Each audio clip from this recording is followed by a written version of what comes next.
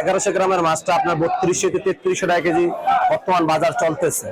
আর আপনার 800 হইতে 900 গ্রামের যে মাছটা চলতেছে আপনার 88 হইতে 3000 টাকা কেজি বর্তমান বাজার চলতেছে। ছোট 500 গ্রামের মাছ যেটা এটা 1800 হইতে 2000 টাকা কেজি। অভিযান শেষে নদীতে মাছ ধরতে নেমে হতাশ জেলেরা। তাদের জালে ধরা পড়ছে না কাঙ্ক্ষিত ইলিশ। ফলে চাঁদপুরে আড়তগুলোতে নেই তেমন ইলিশের আমদানি। ফলে দামও আকাশ ছোঁয়া।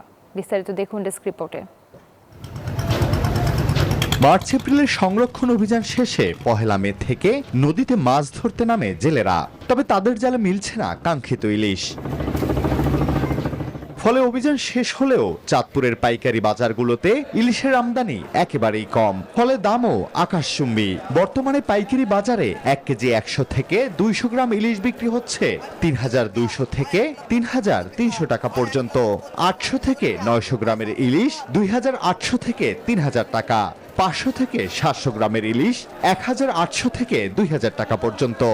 1100 গ্রামের মাছটা আপনার 3200 থেকে 3300 টাকা কেজি বর্তমান বাজার চলতেছে।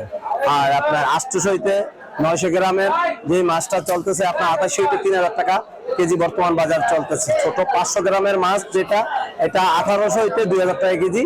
পদ্মা সেতু, মেট্রো রেল এবং এলিভেটেড এক্সপ্রেসওয়ে নির্মাণের গর্বিত অংশীদার বসুন্ধরা সিমেন্ট চলতেছে বর্তমান বাজারে।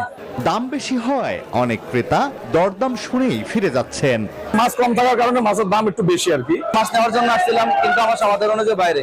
আমদানি বাড়লে দামও কমবে বলে জানান মৎস্য বণিক সমিতির সভাপতি।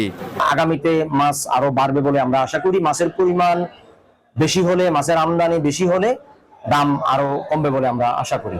তবে বিভিন্ন জলাশয়ে চাষকৃত রুই, কাতল, মৃগেল, পাঙ্গাস, চিংড়ি ও ছোট জাতের মাছ দেখা যাচ্ছে আড়তগুলোতে। Desk report, news 24।